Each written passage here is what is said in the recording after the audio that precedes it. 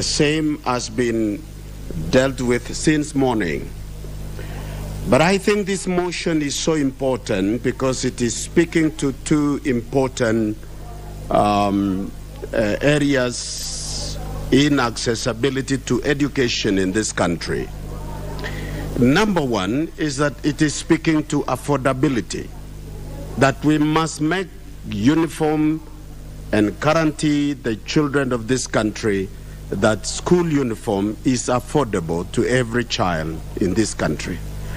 Secondly, we must have convenience, that it must be convenient for every child in this country and for every parent to be able to give and buy uniform for their children.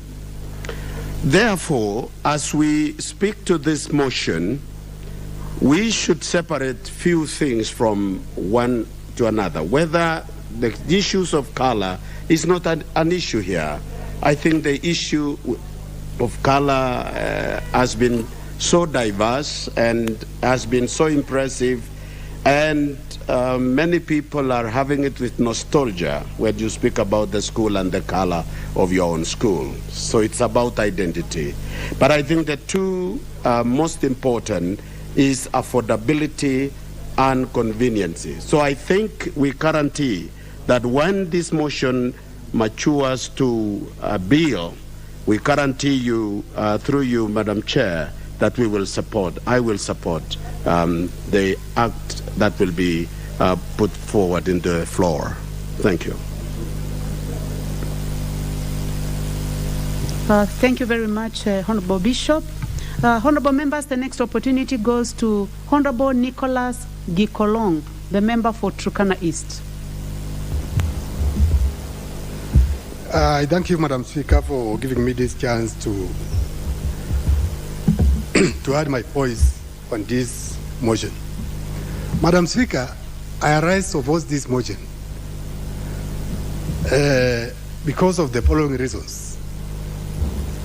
Madam Speaker, our education sector has a lot of things for us as members of parliament to discuss and find a way of helping those problems to make our schools to develop. Like now, instead of the uniform, we need to talk about infrastructure. We need to talk about the teachers' shortage in schools. We need to talk about school fees and also the cost of this uniform, instead of talking the texture, color, and all this. Madam Speaker, just a few minutes ago, you just announced that there are some students from two schools from the correct constituency in the Speaker's gallery. And as we started looking up there to identify those two schools, those schools were identified by their uniform. If the uniform it was one, how can we know which school are we talking about? Or are you going to tell the House there are two schools up there at the Speaker's gallery?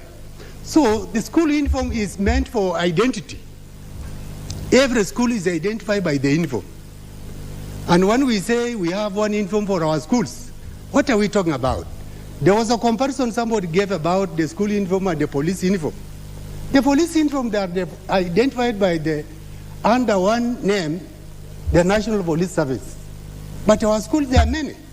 How can we compare those two uniforms that we have a general uniform for our schools and we compare it with the police uniform? Unless we want to say we want to make our schools to have one name. Maybe our primary schools and secondary schools, which it cannot be possible. So I oppose this. And instead of us talking about the issue of texture, the color, let's talk about the cost of uniform in our schools so that parents can get uniform at a low cost. Because when we talk about this uniform, we don't give uniforms to the parents. We buy uniforms. And business community control the prices of commodities they sell. So when we talk about it, saying about the price and all that, how are we going to are we going to have some land somewhere for us to plant cotton so that we can get our own cotton to have for this school uniform. No.